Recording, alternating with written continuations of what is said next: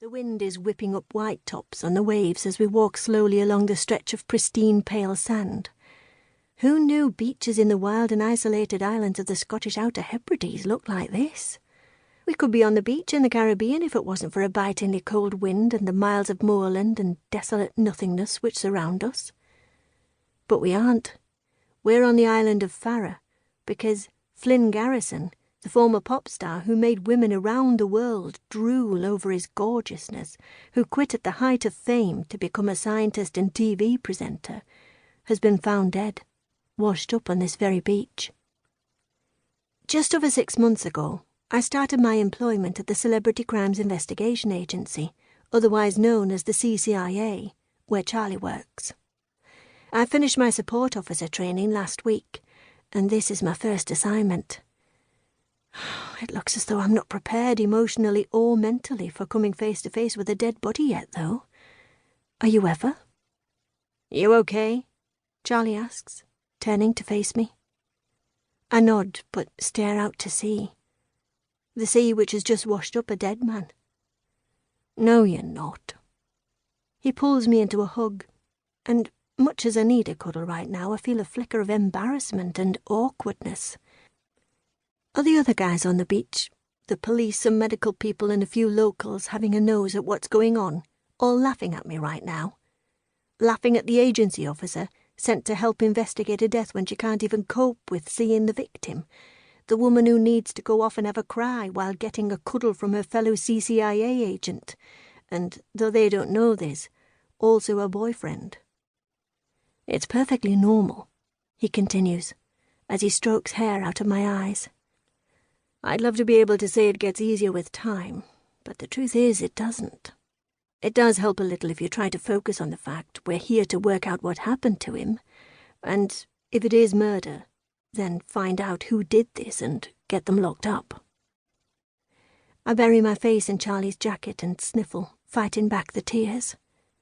He says nothing, just holds me. What seems like an eternity later, a voice says, "Excuse me, sorry to interrupt, but—" We turn to see one of the medics looking at us. I hastily wipe my eyes with the back of my sleeves and try to put a capable and professional expression on my face. The woman looks at me. "Are you all right, sweetie?" she asks, in a strong Scottish accent. "Did you know the man?" "No," I sniff and try to get a grip of my whirl of emotions. "I'm the support officer on the case. I work for the agency, CCIA. "Oh, right. Sorry, Charlie chips in to explain. "First case, first time seeing a dead body." The woman gives me a sympathetic smile. "Ah, I see. Sorry." "So any ideas what happened to him?" Charlie asks, with a nod towards the screened-off area where our victim is. "It looks as though he could well have been strangled," she says. "Then he fell, or was put in the water somewhere. Could have been inland, edge of a tidal river or something, and the body was washed to sea at high tide. The local police will look into tidal patterns, and then we'll have a better idea. I definitely don't think we're looking at an accident or suicide here, though." "Pretty much as we expected, then." Charlie shoves a hand into the pocket of his jeans. "Thanks for letting us know. We'll remove the body and carry out some proper tests back at the medical centre. I have your mobile phone number, Mr. Huxton. I'll be in touch as soon as I have any further news." "Thanks."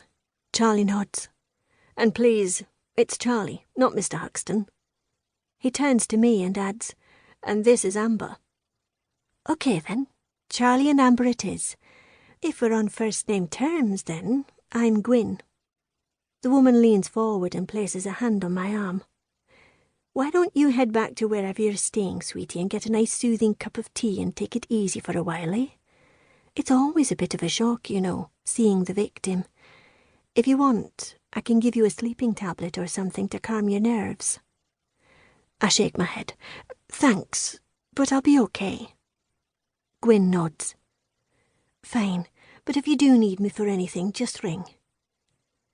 Charlie wraps an arm around my shoulders. "Thanks, we will." Let's go back to the bed and breakfast for a while.